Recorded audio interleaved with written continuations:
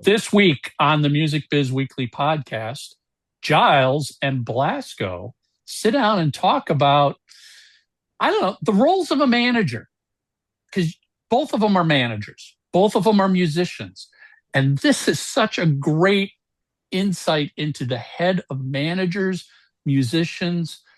Boy, if you're not going to learn something out of this, I don't know, maybe this is the wrong industry for you and you should give up.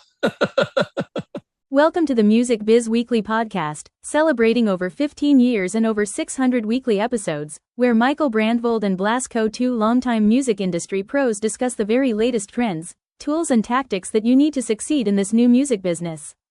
The Music Biz Weekly podcast has moved to a brand new YouTube channel. Please hit the subscribe button below so you don't miss future episodes. Visit www.musicbizweeklypodcast.com, subscribe on YouTube, follow and rate us on Spotify, subscribe and leave a review on iTunes. We appreciate your support. Hey, Music Biz Weekly podcast. We're back. We took a week off. I can't even remember. A week ago is so far in the distance, I can't even remember why it was taken off. I know you've been traveling, Blasko. I've had family stuff. This week, we're joined by Giles Lavery. Now, Giles is somebody in the music industry who wears many different hats. And I will say, go check out his website, glm-artists.com. He manages artists. He works for record labels. And just for full transparency, I work alongside Giles for BraveWords Records, where Giles is A&R for BraveWords. And I just got to give a shout out. Great signing of the new Crimson Glory. That was great. But you manage artists like Girlschool, Raven, Alacatrazz, Warlord, Lillian Axe. You sing with Warlord. You sing with Alacatrazz. And Blasko and I were kind of talking. I was like, Blasko, would you be interested in Giles? He's got some great road stories, war stories from the road, almost really from the last Warlord tour, from the many tours, whether you were on the tour or managing the tour.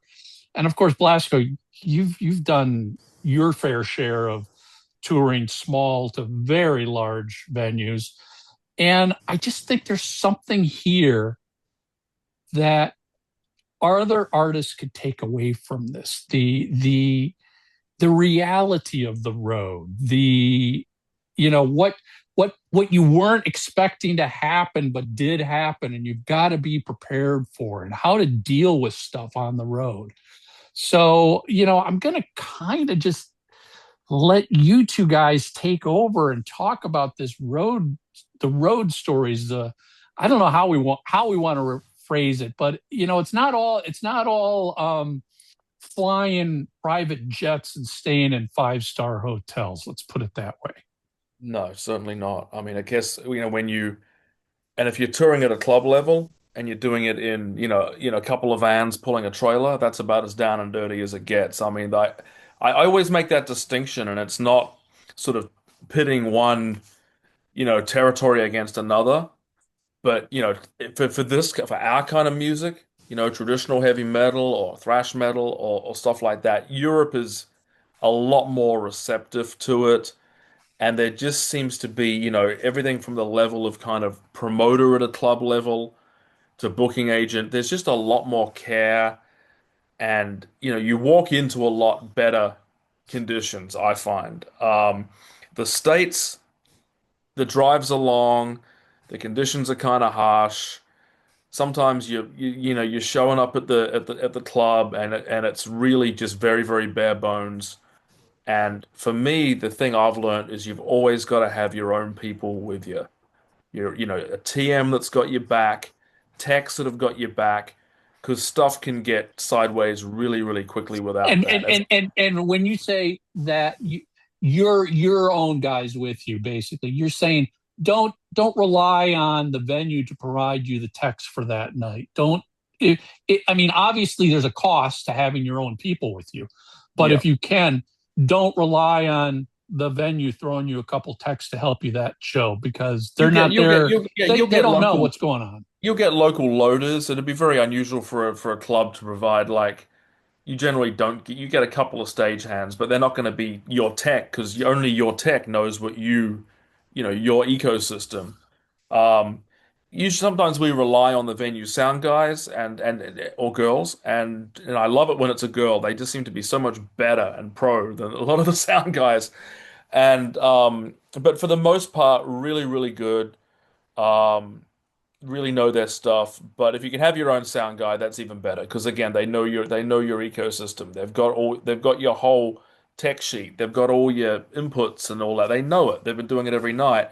Sometimes if you're just walking into like a new guy, as good as he is, or as good as the venue is, they still have to get familiar because most of the time, oh, you think it's easy. Let's just email through our input list and our tech sheet and our writer. Don't expect anyone to read it until the afternoon that you're coming. You know, they're not even gonna, or they're bringing it up on their computer just as you're setting the stage up. Don't Well, delude yourself. You so know, that brings up a question of, the concept of advancing your gig. You obviously you email, or you're hoping your booking agent is sending, your rider and your stage plot and all that stuff way in advance. But is it important for you to be calling the venue yourself and going, "Hey, I'm following up. Did you get that? Do you have any questions? Have yeah. you I looked mean, at it? Have you reviewed the it?" more you can never do too much of that stuff if your TM is on the ball and advancing the stuff. But again, it's a little bit like, okay, a club that's got a show every night, they're going to go, yeah, yeah, we got it, cool. Realistically, they may not even be looking at it or taking it seriously till you're loading in. That's just the fact. You'll get lip service, blah blah blah. That yeah, we got all your stuff. That's great. Or you walk in and it's like the guy that was meant to be here tonight. Well, he's sick. We brought in a new guy. He doesn't know anything about what you guys need. Let him get familiar real quick. You're setting the stage up while he's getting all that figured out. No one's fault. It just is what it is. Again, that is the downside of not having your own sound guy and your own, not everyone can afford that. Most people, most people can't, I would imagine, if you're touring at at a real, that 200 to 300 capacity kind of club level. Sometimes it's just the band and that's it. Oh And no, they have I to mean, do everything I know themselves. when I was booking a rock club here in Northern California years ago, I can't tell you how many bands came in and they had no crew. The lead guitarist was also the tour manager, Yep. and this guy was also handling merchandise, and this guy was also, handling the tech duties for everybody. I mean, you're right. I mean, that's the reality. I guess the question for both of you guys is, are there common things that you've learned over years of doing this that are more likely to come up as, oh, they didn't get this right, they didn't double check this, they weren't prepared for this, they didn't have this equipment? Are there common things that now when you're doing shows, you're like, all right, I'm ready to kind of cover their ass because I know they're just not going to be ready? I mean, I've been, I'm a little, I'm a kind of blinded to the whole thing at this point now because I've been doing it at a kind of high level and the bands I work with are kind of at a higher level.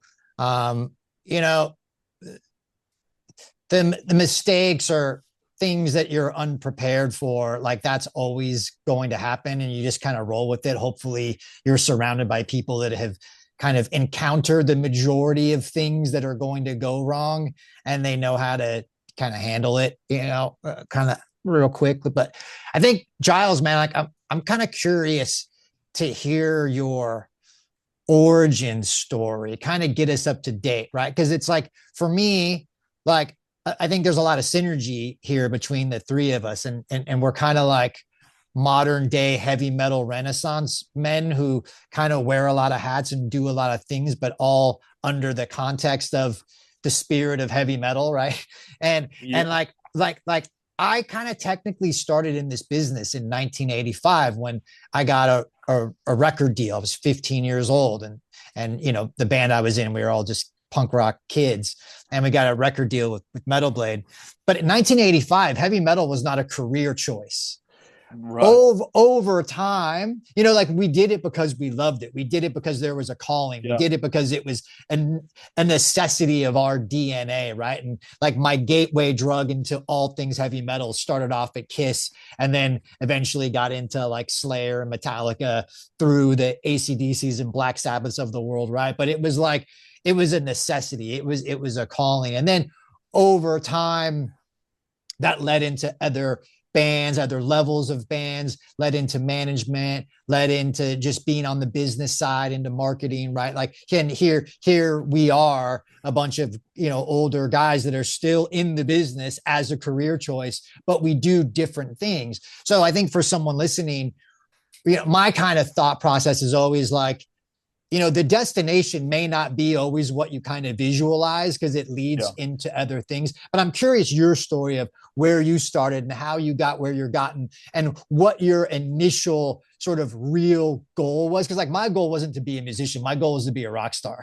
That was it. That was it. But I'm curious how you got here today and what that sort of trajectory is. My story is I mean I don't know, I think it's extremely unique just by way of the fact that I was born in New Zealand, in Palmerston North, New Zealand, which is, to anyone living there, it's probably a decent sized city, but in the grand scheme of things, it's a tiny little speck on the map at a place down the far bottom of the earth, about as far away from the music business as you can get, particularly back in March 27th, 1979, which is when I was born. So I grew up, and from about 5 years old, I was listening to 4 years. I mean, 5 years. I remember age five. I was just glued to the radio, and I was listening to so much stuff that was just, Journey and Foreigner and Kiss and the stuff that the radio would play that was kind of harder edged. And when I mean harder edged, I mean it wasn't like the Pet Shop Boys or like It had Miami guitars Sound, in it. Yeah. Miami Sound Yeah. Machine. It was, it had guitars Yeah. and I was very, Survivor, bands like that. So I was very tuned into that.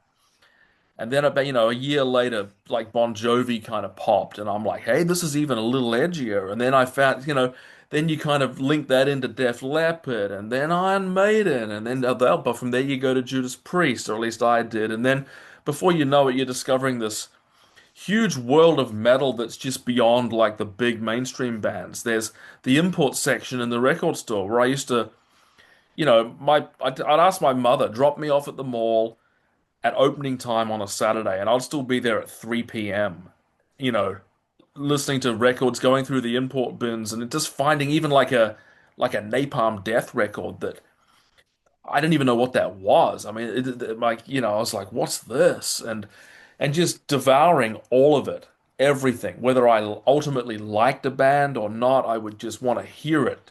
Sabotage, Halloween, Scorpions, you name it, just absolutely everything. King Diamond, Merciful Fate. That to me was just like at age 6 or 7, I was just blew my mind. So I was very, very young. A lot of people say, well, hey, you were born in 79, you missed the whole 80s. I'm like, hell no. I might not have been out at bars at 6 years old, but I was at 6, 7, 8, I was devouring records probably faster than a lot of people that were.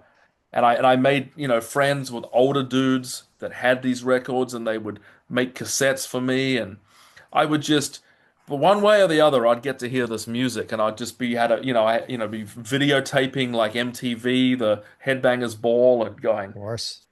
okay, there's something I haven't heard of before. There's a Russian band called Cruise that have a song called In Flames. That's cool. Let's find that. And I would take in these big lists to the record store, and they would just, I was like this, such a novelty to the people at my local store.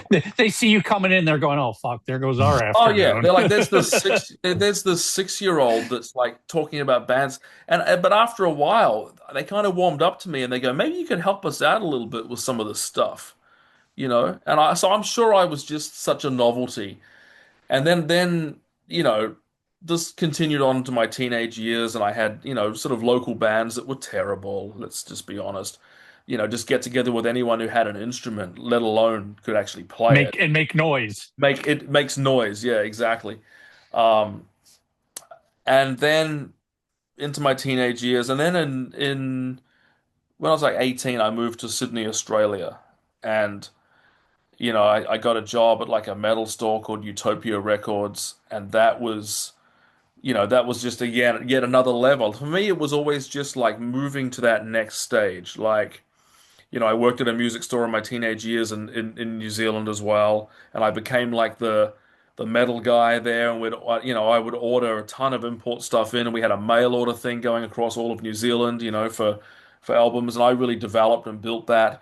But then I felt it was time to kind of move to the next level, so I moved to Australia. I wanted to start playing in some serious singing for some serious bands, um, which I played with a bunch of people in Australia, and I was there for 13 years, and I was, working at the metal store. And what led to me moving over here in Germany was I had a band in Australia called Dragon's Claw, which was not it was formed by a guy called Ben Thomas, a guitar player, and he needed a singer. And it's kind of a power metal thing. And that we did some demos, and we got signed in like 3 weeks to a Greek label over here in Europe. And then Bill Samus and Mark Warlord heard my voice on that, and then they invited, I'm just kind of condensing it. They invited me to sing with Warlord, who had just reformed in 2013, and were doing, playing some festivals over here and playing Greece, So that's what brought me over here essentially, and then I came over here and just found this even bigger world of, opportunity. And so I've been here ever since. One thing led to another, and I started my management company, managing a number of artists like Michael mentioned earlier. Um, Warlord kind of died down for a little bit. But then just around the COVID times, we decided to put it back together. I mean, Bill has sadly passed, Bill Samus, but Mark decided he wanted to keep, doing Warlord. So, he said to me, "How about it?" So we've been doing that for the last 3 years. In the interim, I was singing for Alcatrazz with the original members, Jimmy Waldo and Gary Shea, and doing a lot of sessions, did the Jack Star record. So yeah, I mean, and then obviously the BraveWords Records thing started between Michael and me and Tim. So I'm just trying to really condense this so I don't, spend an hour kind of giving you my life story. But that's kind of how one thing led to another. And it's been an incredible journey from New Zealand to here with all kinds of stuff in between that I'm leaving out. That's That's the amazing. that's kind of the real basic Cliff Notes version of the whole thing. So, and your management roster is like 5 bands deep. Yeah, I used to have a whole lot more, but I actually found I had to get better at just saying no to things. And as much as I've got a lot of friends who are in bands that I love, not everything makes sense. I found the management thing really is like any other relationship. Sometimes it clicks, sometimes it doesn't. I mean, I've had a couple of artists and we're still friends. It just didn't click as a management thing. Sometimes you manage I mean, I manage Girlschool, which is a great relationship. We don't always see eye to eye on 100% of everything, but you never will. I've had other artists I've managed where they just think they know better 100% of the time. So I've said to them, well, why do Blasko's you? gonna have been there. I mean, I'm basically just an admin guy. I'm just banging out invoices. I mean, for management, for me, I like to be a lot more involved in you know, sort of the creative decisions as well, and You things don't that want I, to just be you don't want to be a manager who's really nothing more than a personal assistant. yeah, yeah, or administrative stuff, just like invoice this, do this, do this, and then some artists come in thinking a management role is simply just the booking agent role, which it's not. I mean, at least to me, it's not. If you just want me to manage you to start finding you gigs, that's not what it is. It's so much more. I mean, that's a booking agent's job. You're booking, the first thing I do when I start having a conversation with someone about managing them is, okay, is there a record label? Is there a booking agent? Is there a TM? Is there any legal representation? Is there an account? Do you have an accountant? Because if they don't have any of that stuff, you're starting from scratch.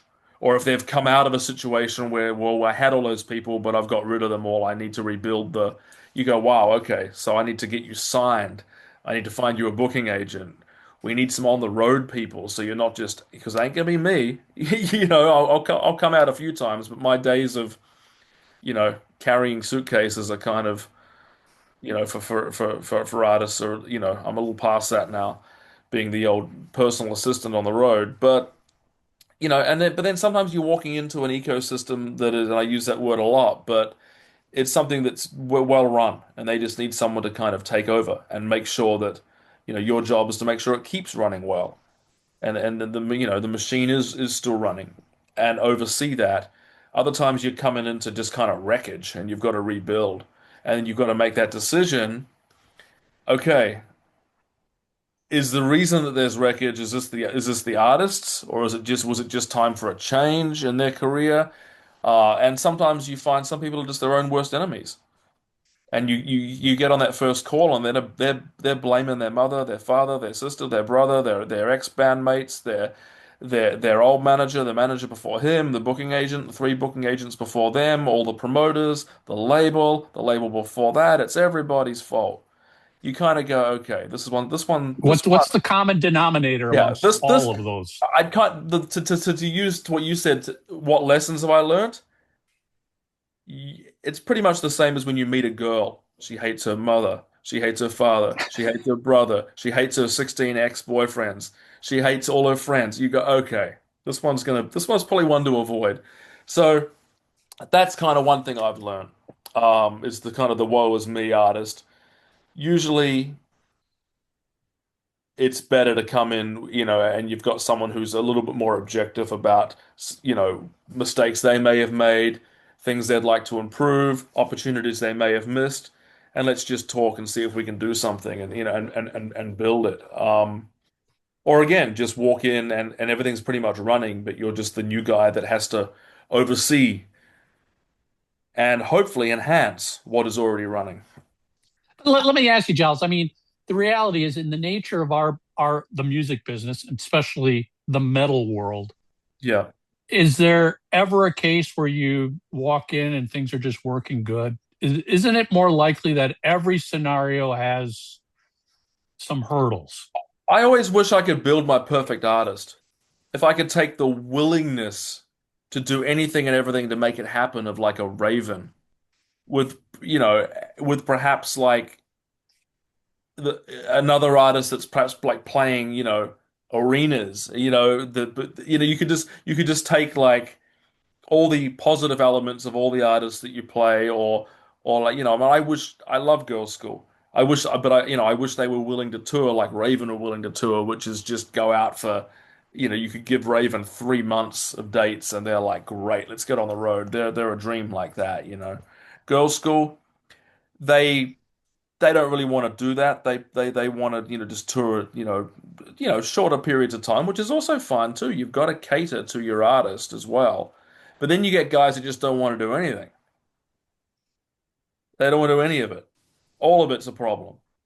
And living, being able to manage expectations is also the same as managing anything else. Because if an artist has unrealistic expectations, they're just never going to be happy, and it's going to be a headache. You're going to get that call 15 times a week.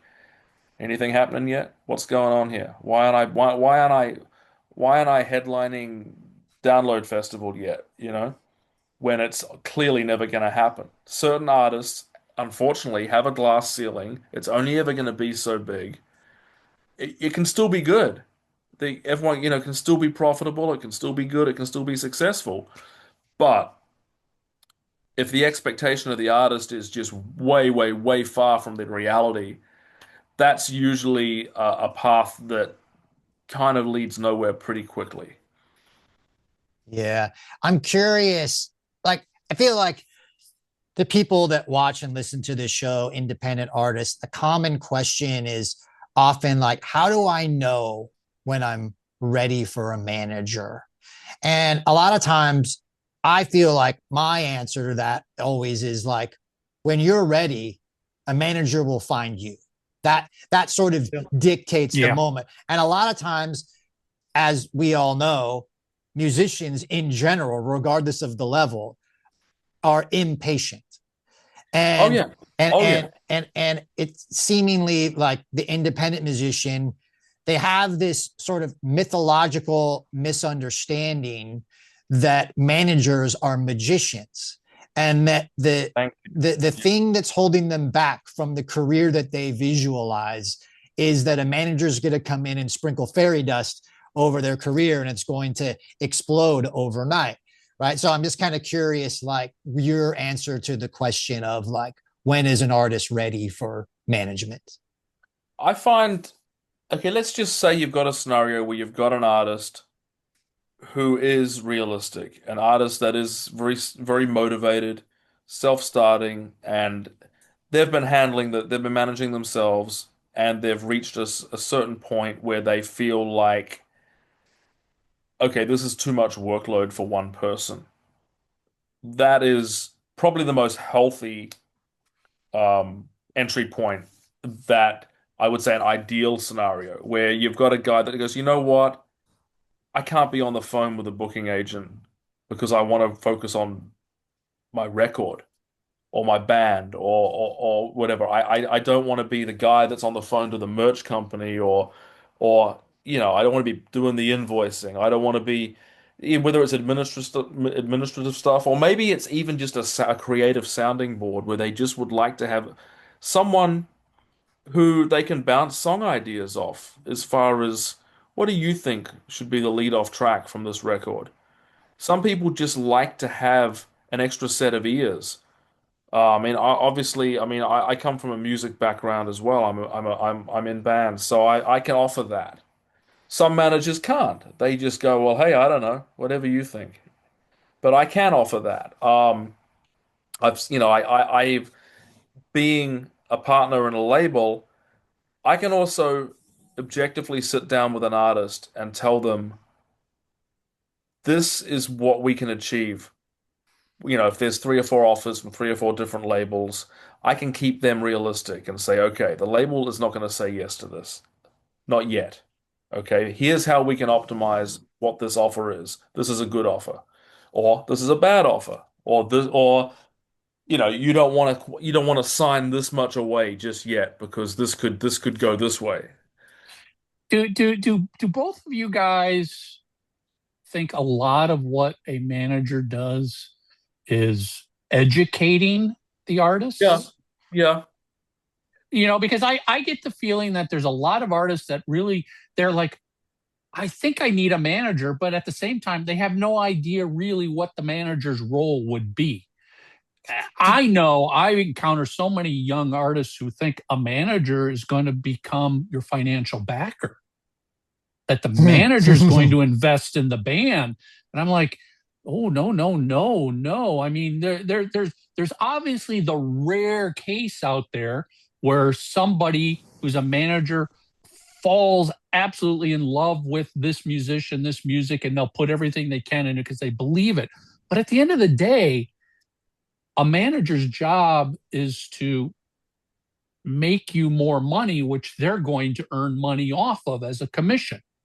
So Look, again, the number one answer I always say when an artist goes, "Am I ready for a manager?" I'm like, "Well, are you making money yet?" No. I'm going, and "Well, to now go back to you're to not go going to be back to the necessarily original question, attractive." to go back to the original question, when is an artist ready for a manager? I think when they start feeling a little bit overwhelmed with what's going on. They're Yeah, getting a lot of when business they're getting a lot of opportunities are people being missed. they're getting a lot of people coming to them with offers and proposals, and they're getting various opportunities presented, and things feel like they're starting to happen, and they need to make the right decision, and they perhaps need some guidance from someone with that experience to help them make the right decision because things are starting to happen. Because when you've got something that people want, people start reaching out. You don't have to chase it. Yeah. Yeah. I mean, managers, booking agents, record labels will come to you if you are hot, happening, ready. You know, this industry is notorious for sniffing out money. Yeah. If there's money to be made, people are going to be knocking on your door.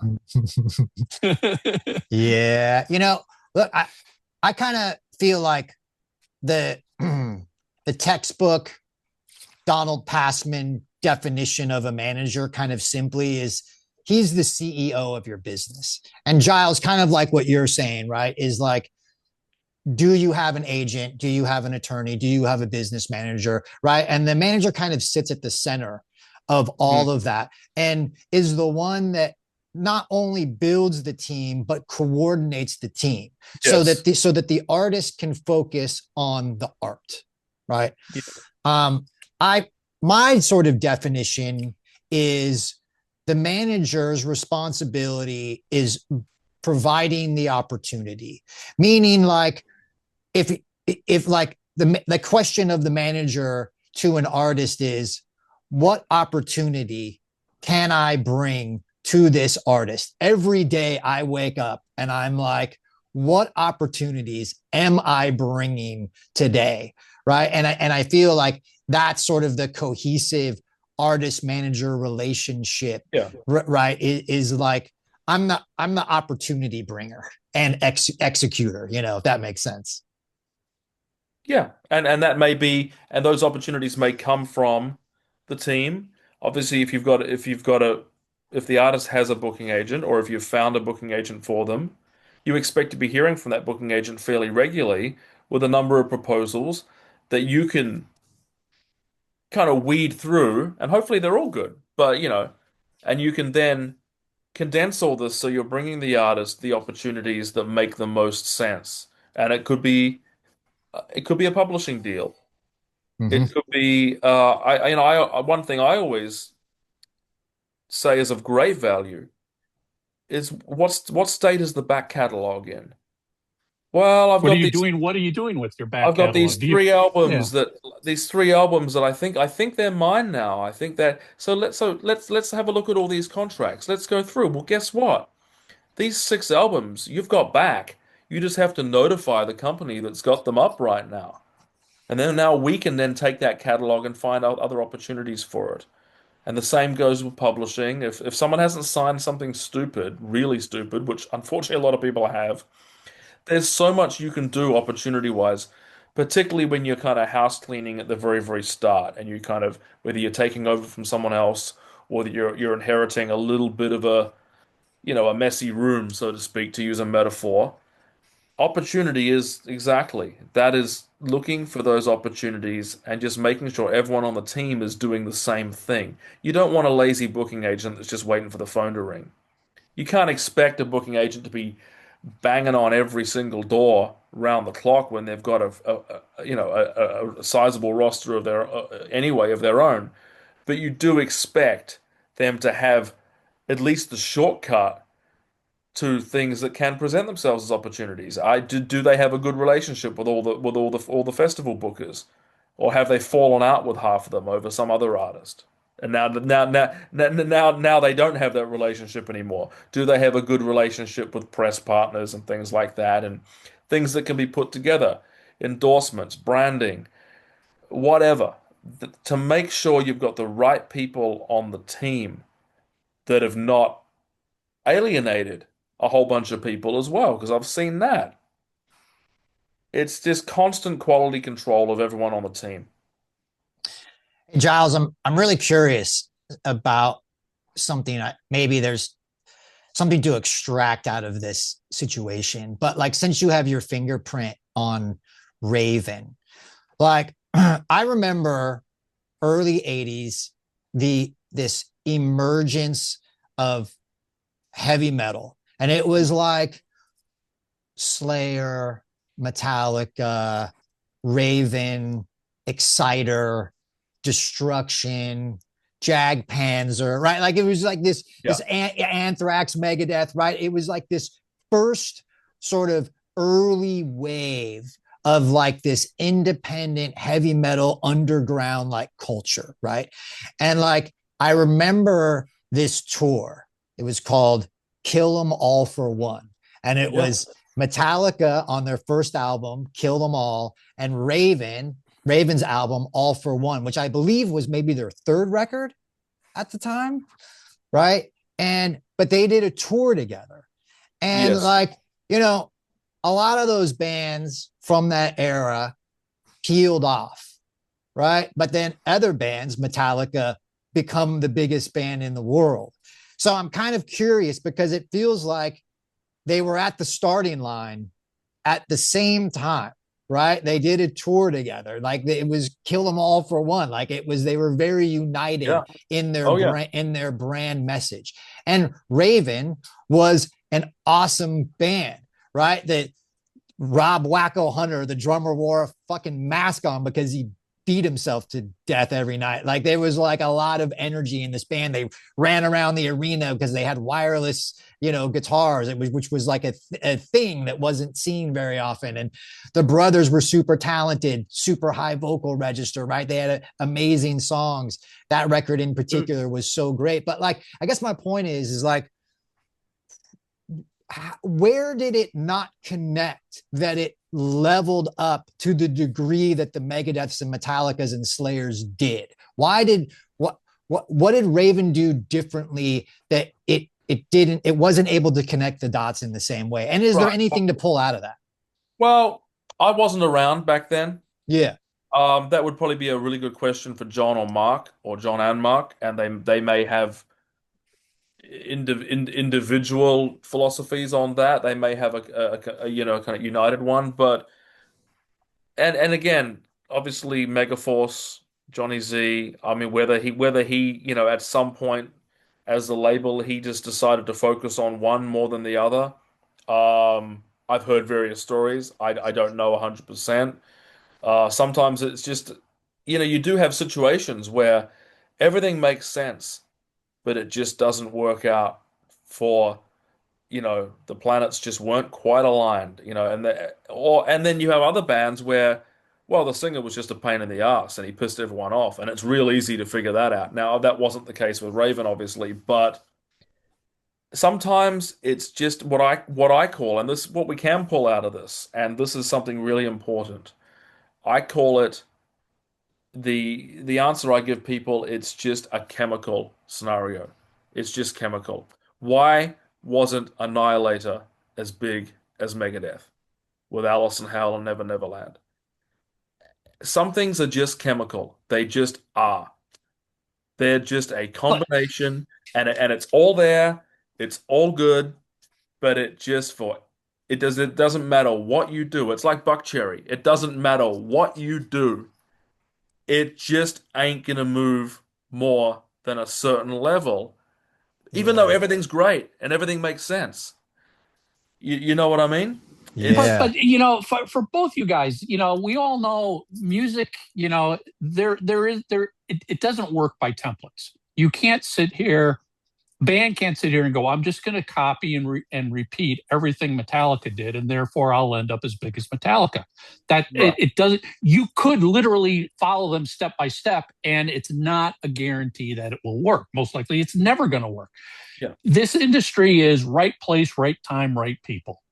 At the end of the day, and back to your talking about management and the role of management, maybe, and I'm just speculating here, and I'm not speculating about Raven, but this topic in general, could it be that a certain band had a better manager that organized the right team around them to help them move up, where the other band, musically, just as good, fans love them just as good, didn't quite have all of the pieces in place around them? Your example, Giles, maybe it's they had a manager, but the booking agent just wasn't out there looking for opportunities. He was waiting for them to Yes, come I to have seen them. it. I have seen it be something as simple as someone showing up at a meeting at 10 a.m. on a Tuesday versus the guy that showed up at 4 p.m. on a Wednesday, and that's the difference between a million records sold. It's just It's the mood of one individual on one particular day can make all the difference. It's that small, and that can be the difference between a career or not. Okay, the way the A&R guy feels at 4 p.m. on a Wednesday versus 10 a.m. on a Tuesday when he had an argument with his girlfriend and he didn't sign a band because he wasn't feeling it that day. That happens. That stuff happens, and that's the difference. Or a video programmer at MTV back in the day, same thing. Or someone just writes a review. It's so small. Imagine it as absolutely small as you possibly can. It's like that old thing of, you read that story of, the couple that didn't stop for coffee and the boulder fell off the cliff and crushed their car. You think if they just stopped for coffee, they'd still be here. It's everything and anything like that can And and make the and difference. and I think what I take away from that, and I've said this over the years, sadly, it's not just about great music. Your No, music isn't what you've got to do great music. That's an absolute given. But having the attitude of, oh, my music is so great, that's all that matters. that's It's gonna that's the make everything takeaway. happen. That's not what it's about, because as you said, you could have great music, but the A&R rep had a bad night, a bad fight, and he's just in a pissy mood, and it doesn't matter how great your music is. Nah, I just don't feel like Something, signing it. something just doesn't click that day. And again, I've seen artists, great management, the right label, the right video, the right look, the right music. Dave Meniketti, talk about a total package artist. Looks great, sang great, wrote great, played great. Y&T, it just didn't. It was just like I said, it was chemical. It just was never gonna. They were never gonna be. He was never going to be what Sammy Hagar was. It just wasn't meant to be. Leatherwolf, and I don't know anything about their backstory, their management. They could have made a billion mistakes. They could have made none. I don't know. But when that album Street Ready came out, for me, I thought that was going to be a big record. Island Records, they had a great video. They had the right record. It was bang on time. They looked great. Triple Axe Attack, they had the thing, if you want to call it a gimmick or whatever, just didn't happen. But guess what? Extreme did, and they were on the same right came out right at the same time. Again, it's the takeaway from this is even when everything's right, everything is optimized. All four wheels are on the ground at the same time. It can still not happen, and you wonder the Yeah. rest of your life why. Maybe it's there's a hypothesis to kind of pull out of this that's kind of interesting because I like you said, man, sometimes the planets just don't align, Yeah. and it's a chemical thing. But it kind of circles back to the idea of impatience and Yeah. impatience leading to making quick and bad decisions, Oh right? yeah. So hypothetically, if it's that one band made better decisions when it came to building their team versus another one, then maybe that's kind of a lesson here of trying to keep your impatience in check, because impatience could lead to quick and bad decisions, and those bad decisions down the line could lead to not putting the right planets out of order, Oh and yeah. And it's what just the is thing. and then recognizing impatience for what it is versus sitting on your ass. I mean, here's how does an artist know when he's and this is where a good manager will come in. How does an artist know I'm being impatient or I've got the right amount of get up and go? Mm-hmm. And holding my horses and exercising patience versus I'm just sitting around missing opportunities. How do you define the difference?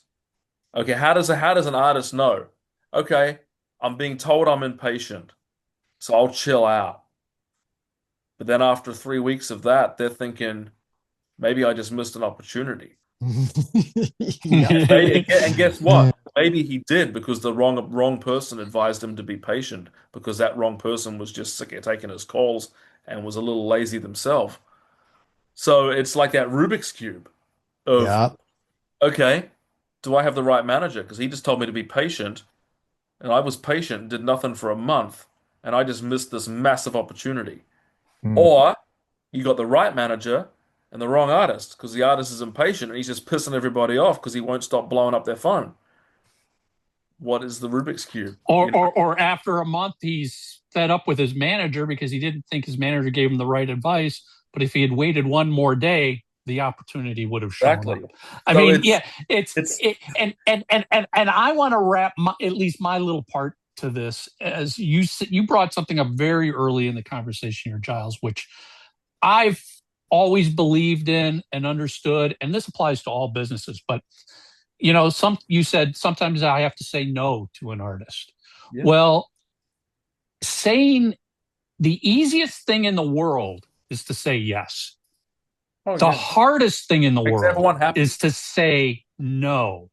And what I mean by that is, oh, we've got a booking agent, one booking agent that's willing to take us on.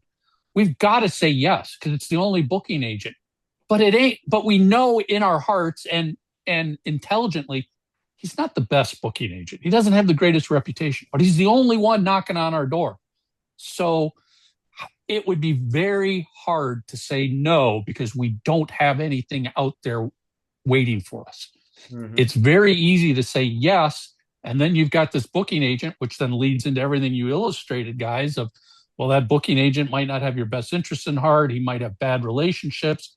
You're going to get sucked into his bad relationships because you're associated. It was very easy to say yes. It's very hard to say, no, I don't want to take that opportunity because I know it's not a great opportunity. And I know I've got nothing else knocking on my door, but there's got to be something better. Well, you at least don't want to get into any exclusive kind of long-term signed agreement with such a person, at least. Even if you want to hedge your bets a little bit, you just keep it sort of, okay, well, if you bring something interesting, let us know, because you can have exclusive and non-exclusive agreements. And if someone's coming to you with not a whole lot to offer, but they may have something, they may not, then you say, okay, well, depending on what you bring to the table, we can review this in a month's time, and 2 months' time, and 6 months' time, or a year's time. But obviously, if someone's reputation is just so bad that you know that by association it's only going to do you harm, I don't really see a whole lot of benefits to that. You know. One of the one of the faults I find from artist mentality is this need for validation. Oh yeah. And Yeah. and that leads to impatient poor decisions of I just want to be able to say my manager, my label, my booking agent, Oh yeah. Yeah, this possessive thing of like these are the people that are going to guide my career. And those are the types of things that like that validation, the need for validation can really get you into some serious trouble. Oh yeah, absolutely. Everyone wants to. Believing your own hype. Yeah, I mean, Yeah. there should always. I always think every artist should have an element of delusion, healthy delusion, because if they don't believe it, no one else is going to. I mean, you don't want someone with a loser's limp. You want someone who is a little bit deluded to think that they are writing great songs and that they've got what it takes. And it's like what you said at the beginning that you didn't want to be a musician, you wanted to be a rock star. Mm-hmm. Anyone sensible at the time would have told you you're crazy because the Oh odds yeah. the odds are definitely not in your favor, but lo and behold, so I think a little bit of healthy delusion is good, and that can But even Rod Smallwood told Steve Harris this band is going to be bigger than Led Zeppelin, and he said that in 1979. Well, I mean, you could imagine the howls of laughter, but again, lo and behold, it doesn't come down to knowing the right place and the right time to have the delusion, to have the ego. Yes, that's definitely should be there on stage. Yes, you To should. have it over a few beers, that's great. To Yeah, have it but to have to it in have a it business meeting with your accountant is not no. the proper place to have the ego and the delusions of grandeur. That's for the public. I've always said it's like be that rock star when you do the interviews. Be the rock star when you're meeting the fans. Be the rock star on stage. That's what they want you to be then. But when you're having that meeting with your booking agent about, here's the reality of why tours are tough in 2026 right now. No, your ego of, hey, I've been around for 50 years. I shouldn't have a problem. That's Well, not the there's place for it. let me stop you there. There's a difference between this whole I hear that a lot. Well, I've been doing this 50 years. I've been doing this 40 years. I've been doing this 30 years. I stop them and I say there's a difference between longevity and legacy. What do you have? Do you have longevity or do you have a legacy? Ideally, you have both, but never confuse the two. I mean, because Yeah. the definition of being around a long time is just not stopping. Yeah. I mean, that's all it takes. I mean, I can think of a trillion artists that have got longevity. Does everyone have a legacy though? No. You need to have both. Yeah. I mean, tying into this, yeah, the through line that I see within myself versus people I kind of grew up with, or any artist that I've managed, or people that I've been in bands with, Ozzy, Rob Zombie, etc. A real common through line that I've seen with these people is that whether it's delusion or what, but it's that I have no other option.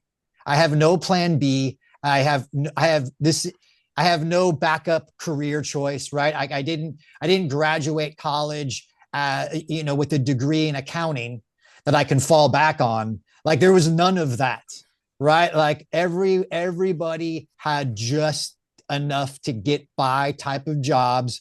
No Yeah. one had careers. It was like, I am going to succeed in music at all costs, and at the complete derailment of any major sacrifice and family suggestion.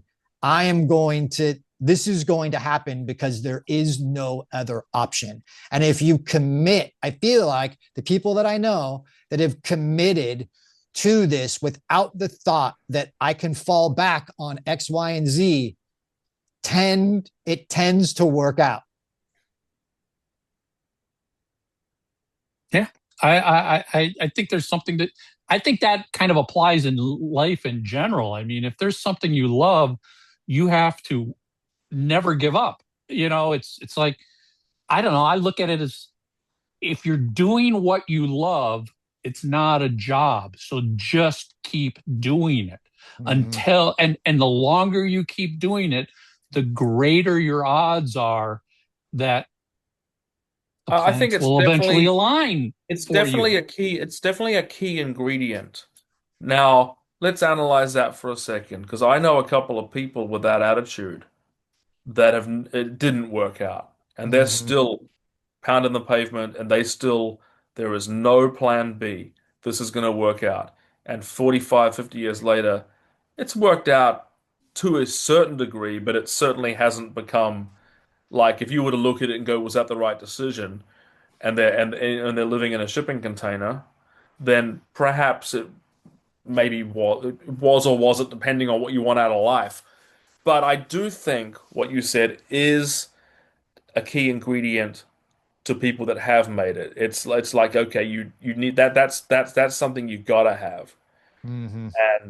And but then again, I know a lot of successful people that did have, maybe you wouldn't call it a plan B or a C, but they've also been very smart in other areas of their life where they haven't put it all on number six on a Tuesday night. They have taken, a little bit of publishing money they got early on in their career and invested it smartly to Well, sure. create Yes. Yeah. scenarios And where okay, if in 8 years' time this kind of all fizzles out, I'm not kind of back at the gas station, you know.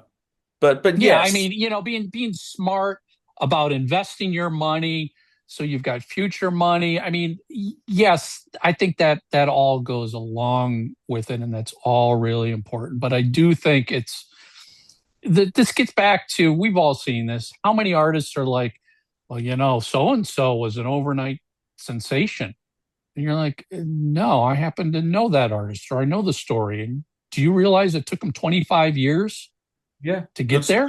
good example is Rick Springfield. Great There's so, example. Took him there 10 we years. could name so many artists that in the public eye was an overnight success, Hmm. but in the business, they spent 10 years driving in a station wagon, playing every hole in the wall they could. Well, Brian Johnson was in his 30s when he did Back in Black. I mean, that's the whole other thing. The age thing shifted. You used to have to pay your dues for the whole of your 20s, and you maybe got your first big break in your early to mid 30s. That was normal. That was totally normal. That's why when you look at a lot of the success stories of the 70s and 80s, these were slightly older people. It's not like now where you can be a rock star at 18. And by the time you're 30, if you haven't done it by then, people are starting getting depressed. They're like, man, it's never going to happen for me now. It's still, it still can. Yeah. Guys, Absolutely. Fascinating. this has been I love discussions like this. This has been fascinating. Giles, we're going to have to get you back on here to dive into some more of these specific areas, but we've Oh already yeah. been on for well over an hour here talking about this. And there's just so many bits and pieces that musicians can pick out of what you guys have been talking about. I, And I think I think what it comes down to, and again, Blasko, you made some great point. The impatient thing is total kryptonite to a lot of artists. The impatient thing, if we want to call it that, and no one can always be at the right place at the right time. No, and you will have opportunities that pass you by. I bet Judas Priest are wishing now they'd put Reckless on the Top Gun soundtrack, but they thought it was going to be a little movie, so they didn't. I mean, I bet you Corey Hart wished he had taken that role as Marty McFly in Back to the Future, but he thought it was going to be a little movie, so he didn't bother. But he had success anyway, so did Judas Priest. Not everyone can always make the right decision, but I think it's to have a person, if it's your manager, or if it's a bandmate, or even if it's just someone who's just a sounding board. sounding board, that the deck is stacked in your favor, at least, when opportunities come along, and there's someone that can keep you in check if you're getting too far this way or too far that way. That's generally when I've seen it. A good team. Iron Maiden's a good example. Have they always made the right decision? No, but they sure as hell have made the right one enough of the time that that's why they are who they are. And you could say that about Rob Zombie. You could say that about Ozzy Osbourne, just to bring this a little, closer to home. And you could say it about Metallica, and you could say it about a ton of bands. And that seems to be key. And also what you were saying about just having that this has to work out because there is no I'm I'm not going to take no for an answer. That's another way to put it. Mhm. Not necessarily there's no plan B or C or D. It's just I ain't taking no for an answer. I'm going to make people listen and I'm going to make people hear. This is what I love to do. This is what I want to Yeah. do. That's it. Yeah. That's it. If you love to do it, you will do everything you can for as long as you can to keep doing it. That's it. We could get into the whole self-sabotage thing. Some artists just have a self-destruct button that they love to hit every 5 years. It's true. And they just because and again, this is a whole nother podcast, I'm sure. But there's also when things start getting big, a lot of people are terrified because they have to give up that element of control. All of a sudden, there's a label. All of a sudden, there's all kinds of people that want them to sit down in a boardroom and start dissecting their art. And that can be absolutely, utterly terrifying for a lot of artists. And they would rather blow it up because we got to remember, control isn't just about to be used for positive. To destroy something is still an element of control, and it's ultimate control. We all know this. We all know Yeah. people like that. Their desire to control every aspect of something means more to them that they will destroy it just so they're still in control. And the bigger something gets, the more you've got to let go a little. Success can be dangerous. Oh, Be yeah. careful what you wish for. Yeah. That's Exactly. right. As a man I know is Go. You know, this will date all three of us. Go back and watch some of those old VH1 behind the musics. yeah. What a common thread between all of them. Success really kind of destroyed so many careers and bands. Yeah. It's almost like, when a band's in the garage or playing clubs, they're all friends. They've all got each other's back. You need to call on some of that camaraderie sometimes later Yeah. on. When the first $1 million check arrives Yeah. and one guy got $10,000 more than the other guy. Yeah. Yeah, There you go. success is rearing its ugly head. Yeah. Absolutely. Giles, this has been great. I love this. Yeah. I love these kinds man. of discussions. Right on, guys. We'll definitely have you back on. I mentioned at the beginning of the podcast, check out Giles online. Go to glm-artist.com. You can Giles, you're going to be out on the road starting tomorrow with Warlord We're going through to Holland. Europe. We got the first show of the Warlord. We got about 8 or 9 European dates. Just a quick run. We've just got back from our You just finished up a U.S. Yep. Funny, you finished up the band's first ever U.S. tour just a few weeks ago. Yeah, how funny is that? A band that's been around 45 years just did its first US tour because all the success has been in Europe. So it was funny. But no, this has been great. Thank you guys. Thank you. Yeah. And before I hit the stop button, just a real quick shout out and thank you to Bruce and Jeremy and everybody at Hypebot and Bands in Town. Your support means a lot to us. That's it. Music Biz Weekly Podcast. We'll see everybody next week. Every month, thousands of musicians and industry professionals listen to the Music Biz Weekly Podcast. If you have a product or service and would like to reach this audience, get in touch with Michael to discuss sponsorship opportunities. Voices for the Music Biz Weekly Podcast provided by LarryDavisVoice.com.